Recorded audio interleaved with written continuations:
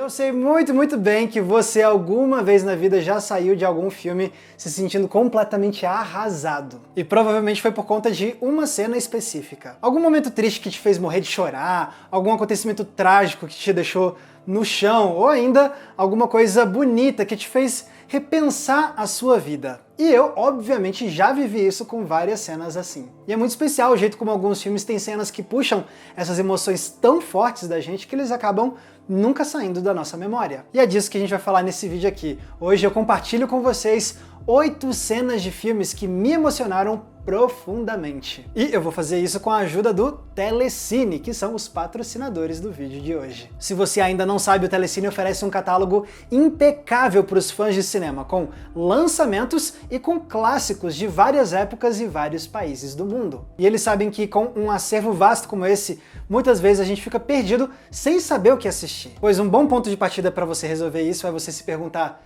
como eu quero me sentir hoje? Com medo? Quero ficar alegre? Quero me sentir nostálgico? Foi pensando nisso que o Telecine criou as listas de filmes para sentir. Essas são listas criadas com curadoria humana para recomendar filmes baseado na emoção que você quer sentir naquele momento. Tem uma com filmes para te deixar assustado, outra para te deixar relaxado, ou ainda aquela para quem quer se sentir apaixonado, entre muitas outras opções. E para ver isso tudo é muito fácil, você pode acessar o Telecine por meio do Globoplay ou por meio dos canais de TV por assinatura. E olha, teve uma cinelist em particular que me chamou a atenção, a de filmes para ficar emocionado. Porque assim que eu bati o olho nessa lista, eu reconheci na hora vários filmes que me emocionaram muito ao longo da vida. Aliás, mais do que isso, esses filmes contêm algumas das cenas que mais me comoveram na vida. Algumas dessas cenas me fizeram chorar até o soluçar, outras me fizeram ter mais esperança no mundo,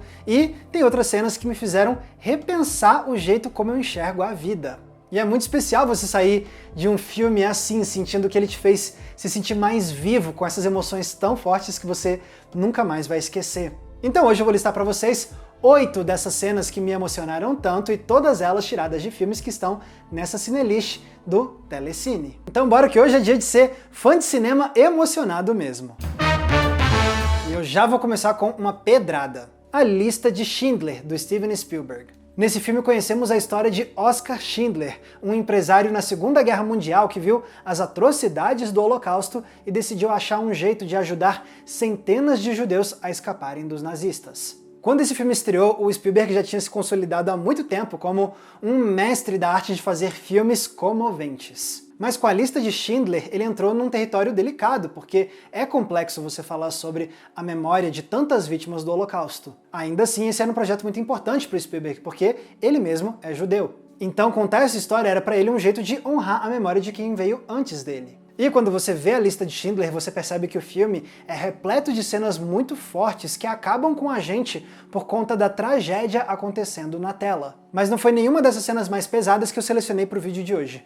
Na verdade, eu escolhi a cena final de A Lista de Schindler. Depois que a gente viu a história completa no passado, o Spielberg de repente nos pega de surpresa ao nos transportar para o presente, mostrando sobreviventes reais que o Schindler ajudou a salvar, visitando o túmulo dele. E muitos desses personagens andam ao lado dos atores que os interpretaram nos minutos anteriores. Eu lembro que quando eu vi isso pela primeira vez eu fiquei no chão. Primeiro que, em termos estéticos, essa é uma escolha surpreendente do Spielberg, porque ela quebra aquela ilusão da história real dramatizada. Sai o fascínio da encenação e entra a crueza do documentário. Mas essa decisão inusitada revela por que essa cena emociona tanto e qual era a intenção do Spielberg. Com esse final, o diretor mostra que ele não estava querendo só fazer um filme da cultura pop, ele queria que isso fosse, na verdade, um memorial às vítimas do Holocausto. Um monumento à história dessas pessoas, mas em formato de filme. E para isso é crucial nos lembrar que os horrores da guerra foram muito concretos, mudando a vida de pessoas que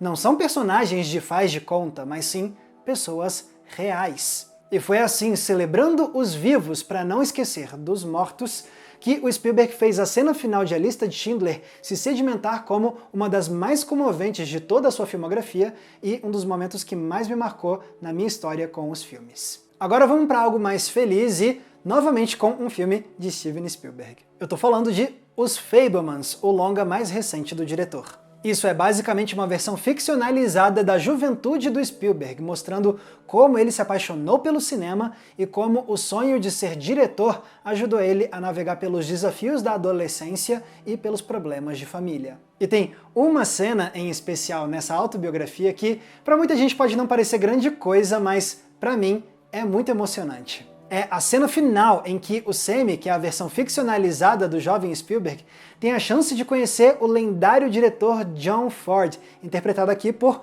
outro diretor lendário, o David Lynch. O Spielberg já começa criando tensão na cena com a demora, o atraso do John Ford para chegar, e aí quando ele chega ele mal presta atenção no garoto, sendo que o menino tá lá super deslumbrado, mas também mega nervoso, porque ele tá conhecendo de fato um ídolo dele. E é aí que o John Ford, que era famoso por ser ranzinza, começa a bombardear o garoto com um mau humor impressionante. Ele fica questionando por que raios o menino quer ser diretor e começa a testar ele de improviso com os quadros na parede.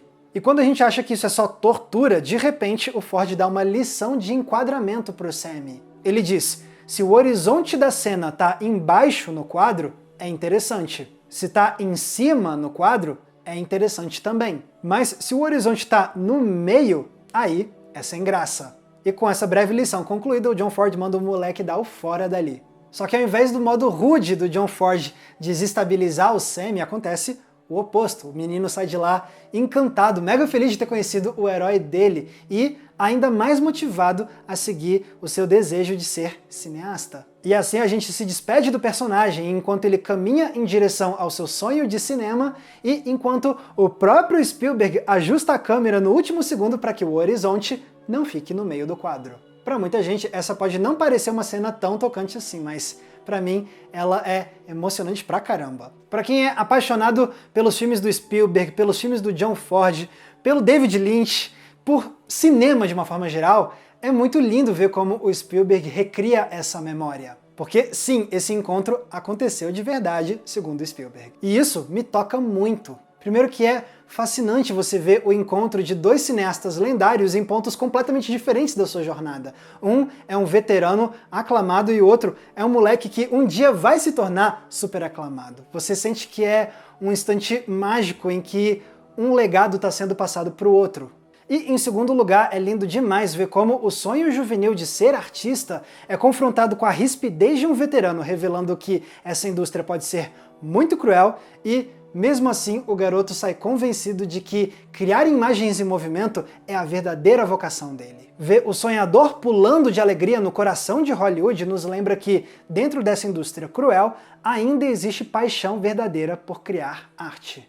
E o detalhe do Spielberg ajustar a câmera no último segundo é só a cereja do bolo. É um momento de humildade que mostra que esse diretor veterano a esse ponto ainda está aprendendo com os heróis dele. Para quem vive e respira cinema, é muito difícil você ver essa cena e não se sentir ainda mais apaixonado pelos filmes. E é por isso que o final de Os Fabelmans me emociona tanto.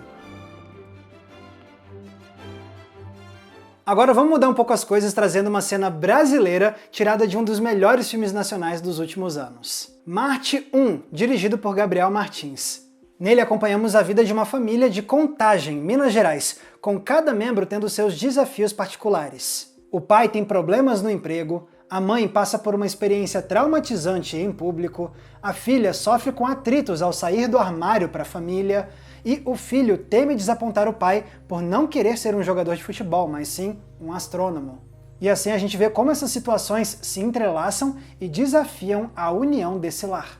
Marte 1 consegue passear com muita destreza entre o drama e a comédia na hora de falar de todos esses desafios. Mas quando a gente vai chegando perto do final, parece que tá tudo prestes a ruir. O pai perde o emprego, se desaponta com o filho que não vai participar de uma peneira de futebol e volta a beber depois de 4 anos sóbrio. Já a mãe se vinga publicamente de quem tinha traumatizado ela no começo do filme, mas mesmo assim ela fica abalada. E os filhos ficam arrasados vendo o descontrole do pai. Especialmente o garoto Deivinho, que sabe que não vai realizar o sonho do pai de ter um filho estrela do futebol. Mas depois a família consegue se reconciliar e é aí que entra a cena mais emocionante do longa. Quando os 4 se juntam para ver o telescópio que o Deivinho construiu com as suas próprias mãos e depois se deitam para ver as estrelas juntos.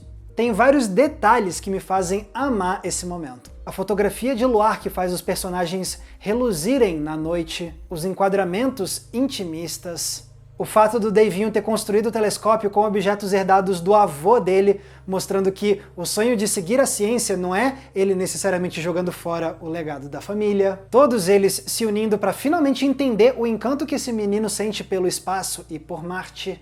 E quando eles começam a debater se seria possível um dia mandar o Davinho para uma missão espacial caríssima, o pai deles responde simplesmente: a gente dá um jeito. Pode parecer uma frase que não é nada demais, mas ela resume perfeitamente o espírito de Marte 1. Esse é um filme que reconhece os desafios que a realidade brasileira apresenta e a complexidade do caráter humano, que nunca é 100% bom ou 100% ruim. Mas mesmo depois de viver períodos nefastos e problemáticos, é possível levantar de novo e manter a esperança para se dar um jeito, desde que sigamos adiante com compaixão e com empatia. Esse é um final singelo, mas com um coração enorme, e por isso ele se transforma numa das cenas mais bonitas produzidas no nosso cinema brasileiro nos últimos anos.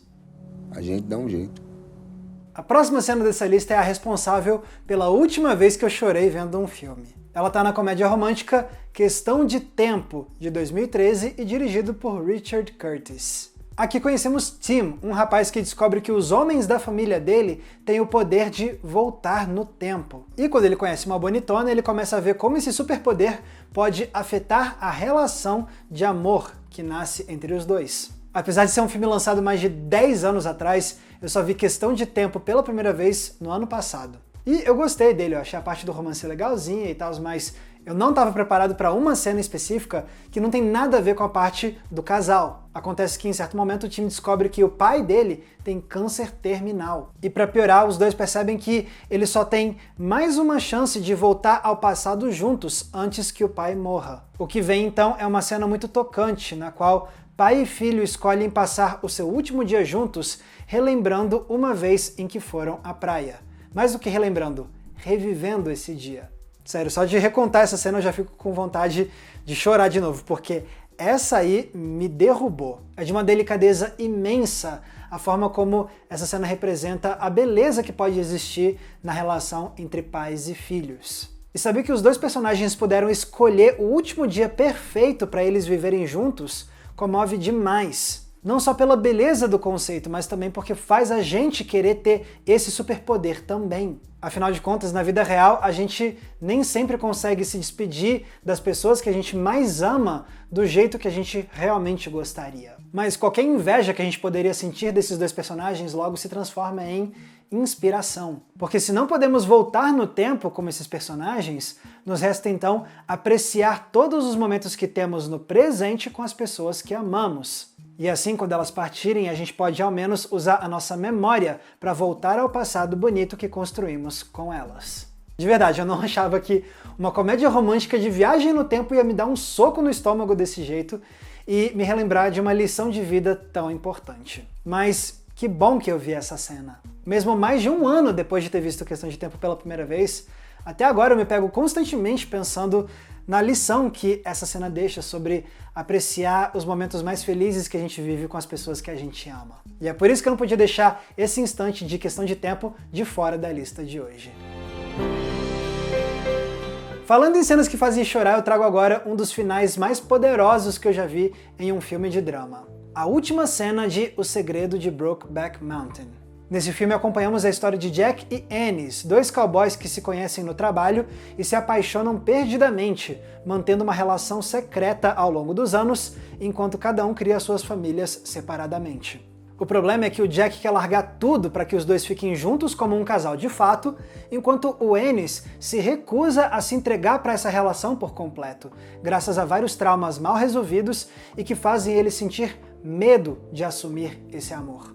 E essa é uma história que termina em tragédia. Porque certo dia o Ennis recebe a notícia que o Jack morreu num acidente, o que obviamente deixa o Ennis arrasado. E assim o tempo passa até a gente chegar na cena final, que começa com a filha do Ennis convidando o pai para o casamento dela.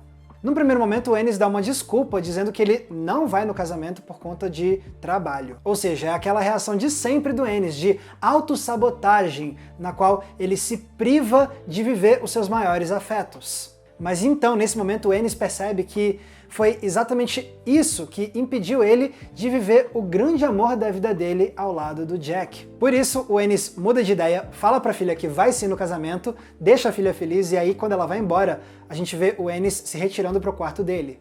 E lá descobrimos que o Ennis ainda guarda uma foto da montanha de Brokeback com a jaqueta antiga do Jack que ele guardou. Aí o Ennis diz as suas últimas palavras no filme: Jack, eu juro. E assim, nos despedimos do cowboy com lágrimas nos olhos.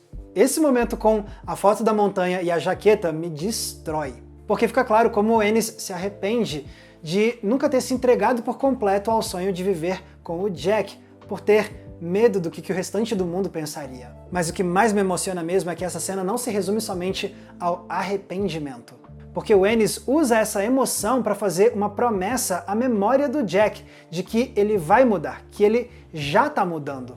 Ele vai honrar a história dele com o Jack do jeito que o Jack sempre quis, se deixando viver os amores que a vida lhe apresenta. Brokeback Mountain já é um filmaço graças a todas as cenas que vieram antes desse desfecho. Mas é esse final que arremata, que confirma para mim que essa é uma grande obra-prima do cinema.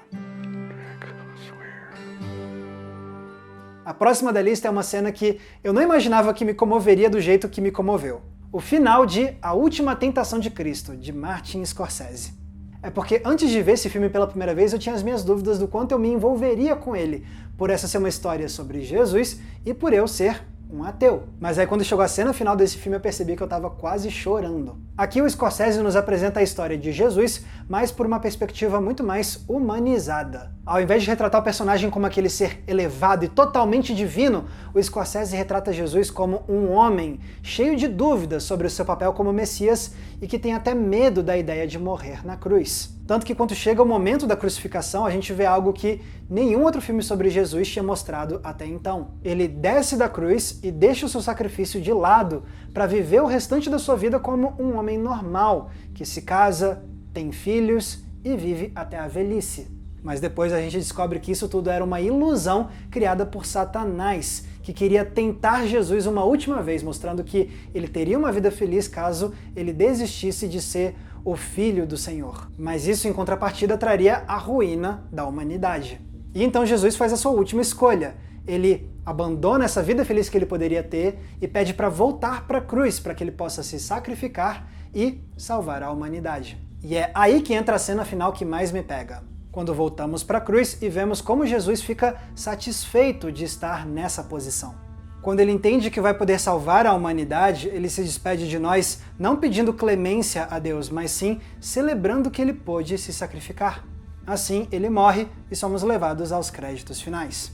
Esse é um momento que dura pouco, mas que mexe muito comigo. Porque o que eu estava vendo não era um Jesus inatingível, como sempre foi mostrado, mas sim um Jesus com o qual eu consigo me identificar muito mais facilmente, num nível muito mais humano. E tem o fato dele escolher esse sacrifício mesmo sabendo que ele poderia ser feliz caso ele abrisse mão disso. E isso faz a decisão final dele ter um peso totalmente diferente. Mas o que arremata mesmo essa cena para mim é o senso de celebração. O sorriso de Jesus, os gritos aliviados dele afirmando que a sua missão está finalizada, os créditos finais rolando ao som da música triunfal composta por Peter Gabriel.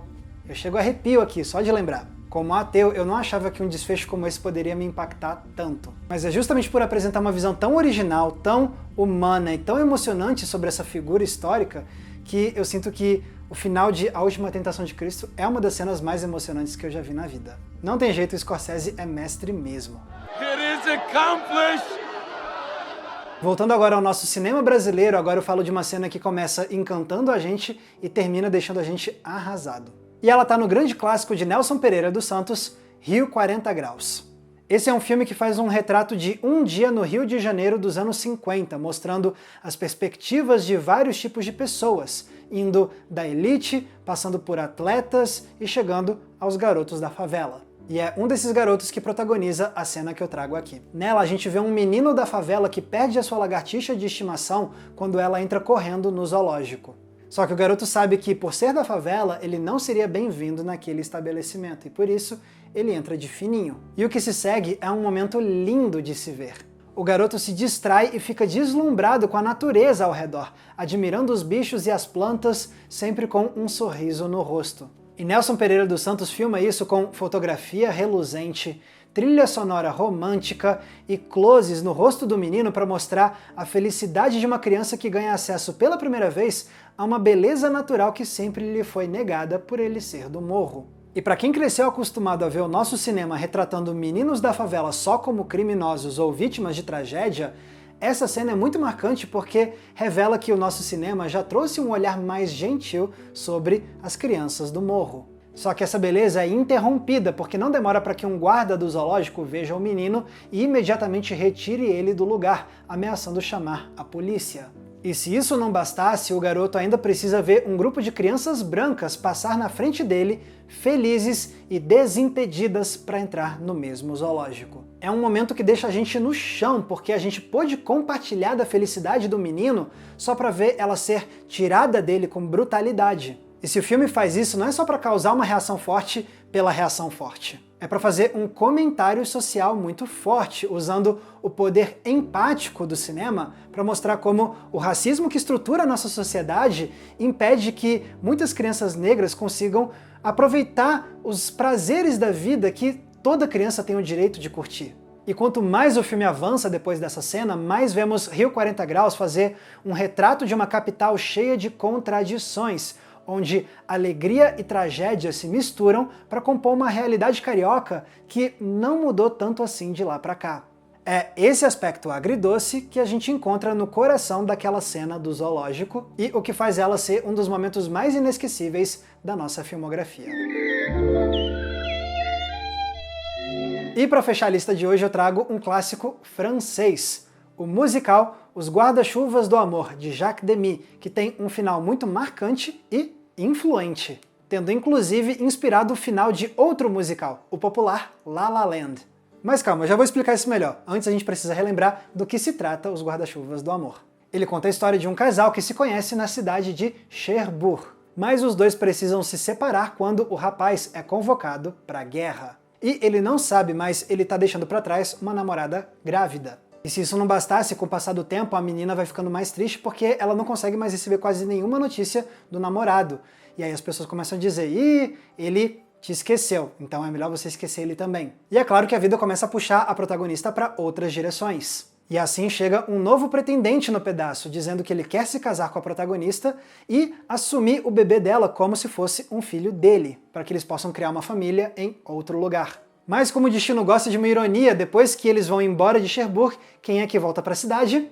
O mocinho. E assim ele descobre que a amada dele sumiu de sua vida. Então o tempo passa e ele decide seguir a vida com outra moça, casando-se com ela e criando a sua própria família. O que nos leva à cena final do filme. Anos depois, o casal se reencontra pela primeira vez por puro acaso num posto de gasolina. E eles têm uma conversa amigável. Mas qualquer esperança que nós do público tínhamos de que eles nesse momento iam largar tudo para finalmente ficarem juntos, não, isso tudo vai por água abaixo. Porque os dois percebem que a essa altura eles são praticamente desconhecidos. Suas vidas tomaram outros rumos. O que traz o final antirromântico do filme, com cada protagonista seguindo seu caminho com um ar melancólico, mas sem querer abrir mão da vida que acabaram construindo separadamente. Esse é um final muito singular porque ele vai na contramão do que a tradição hollywoodiana romântica construiu ao longo de décadas no cinema. Mas ao mesmo tempo o filme quer demonstrar que isso não precisa ser necessariamente considerado um final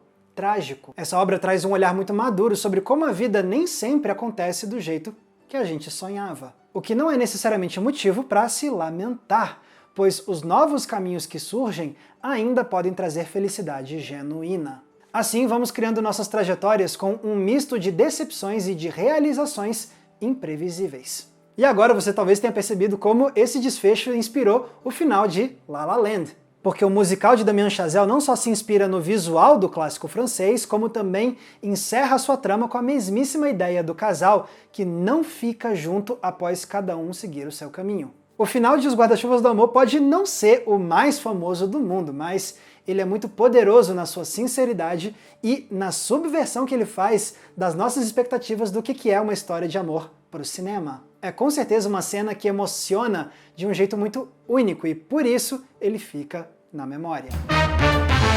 Tá vendo então como o cinema encontra mil formas de emocionar a gente? Eu com certeza não seria a mesma pessoa se eu não tivesse visto essas cenas que eu listei pra vocês hoje. E a melhor parte é que eu sei que os filmes vão continuar me proporcionando esse tipo de experiência pelo resto da minha vida. E se você quiser se emocionar com todos os filmes que eu listei hoje e com muitos outros títulos, é muito fácil. Basta ir no Telecine e acessar a Cinelist emocionado. E se quiser outras sensações, é só conferir as demais listas que eles prepararam por lá.